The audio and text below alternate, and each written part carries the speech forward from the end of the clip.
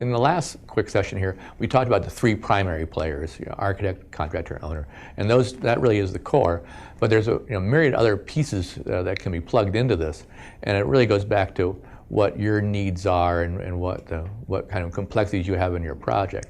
And what you need to do is look at the information you need to develop and look at the resources, because just like the architect and contractor, the other people I'm going to talk about in just a second here are resources. They are here to facilitate this job, to move it along, to make it happen. So you need to decide, who is it you need to turn to. And as a layperson, the person that's not in the construction world, most likely you're a novice and building your first facility, or maybe in your second or third, but you're still a learning capacity. And so there's a very realistic expectation that you might need to gather more information than even your contractor and architect can. So, other people you might think about, bringing into the mix, of course, your accountant, to see, what kind of dollars and cents you actually have. A practice manager is a possibility, or a management consultant who might be able to help you project what your incomes can be, or what your weaknesses are, or how you might retune your practice to see it realize its full potential. Another person is, and I'll talk about a little bit more in the next session here, is an owner's rep, a person that can help you make decisions and actually push paper, which can be a helpful process in the mix. In big metropolitan areas, you might also get involved in a facilitator. And this is a person that actually facilitates application of your drawings to the building department.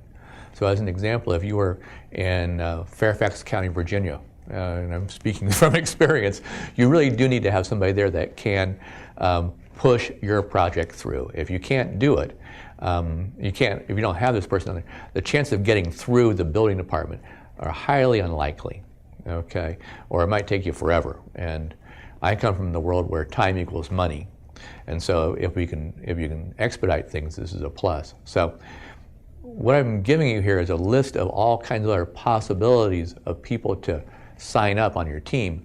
And it doesn't mean that you necessarily need to rush out and do this, but it would behoove you to talk to your architect or talk to your contractor and brainstorm who it is that you need to bring in on the team to help you get through the process. Because what you want to do is move the process along as quickly as is feasible and not get waylaid by other snafus in the process. So think about who it is that you need or to gather information from and get them plugged in as early as possible. We like to throw, I guess, one more endorsement or a plug-in for architects.